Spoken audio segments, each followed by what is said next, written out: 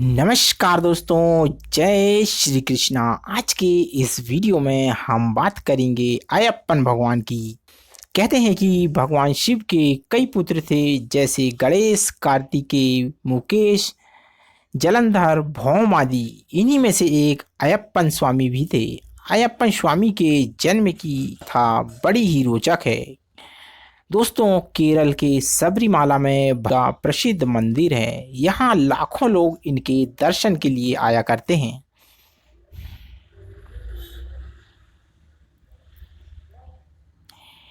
एक पौराणिक कथा के अनुसार भगवान अयप्पा के पिता शिव और माता मोहिनी हैं। विष्णु का मोहिनी रूप देखकर भगवान शिव का वीरपात हो गया था।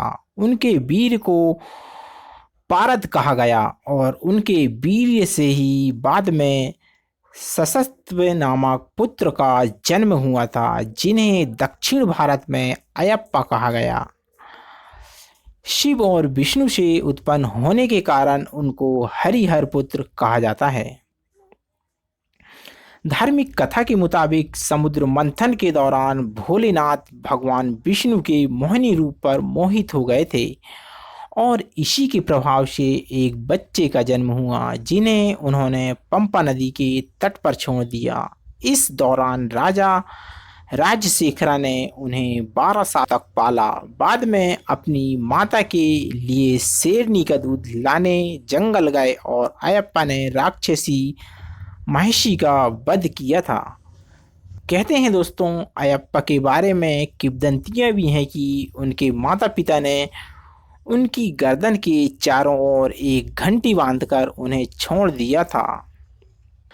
पंडालम के राजा राजशेखर ने अयप्पा को पुत्र के रूप में पाला, लेकिन भगवान अयप्पा को ये सब अच्छा नहीं लगा और उन्होंने वैराग्य प्राप्त हुआ तो वे महल छोड़कर चले गए। कुछ पुराणों में अयप्पा स्वामी को शास्ता का अवतार माना जाता है।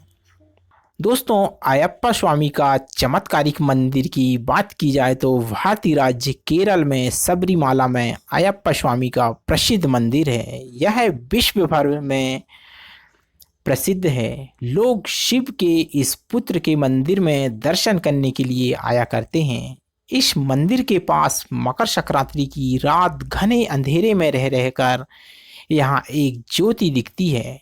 इस ज्योति के दर्शन के लिए दुनिया भर से करोड़ों श्रद्धालु हर साल आया करते हैं। सबरीमाला का यह मंदिर नाम सबरी के नाम पर पढ़ा गया था। कहते हैं वहाँ सबरी जिन्होंने भगवान राम को जूठे फल खिलाए थे और राम ने उन्हें नवधा भक्ति का उपदेश दिया था। बताया जाता है कि जब ये रोशनी दिखती है, उसके साथ शोर भी सुनाई देता है। भक्त मानते हैं कि ये देव ज्योति और भगवान इसे जलाते हैं। मंदिर प्रबंधन के पुजारियों के मुताबिक मकर माह के पहले दिन आकाश में दिखने वाले एक खास तारा मकर ज्योति कहते हैं। यह अयप्पा ने शैव और वैष्णवों के बीच एकता कायम की। उन्होंने अपने लक्ष्य को पूरा किया और सबरीमाला में उन्हें दिव्य ज्ञान की प्राप्ति हुई थी।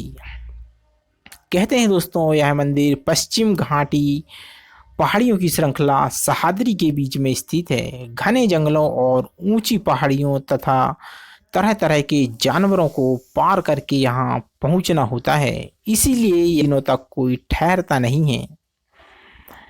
यहाँ आने का एक खास मौसम और समय होता है। जो लोग यहाँ तीर्थ यात्रा के उद्देश्य से आते हैं, उन्हें 41 दिनों का कठिन व्रताम का पालन करना होता है।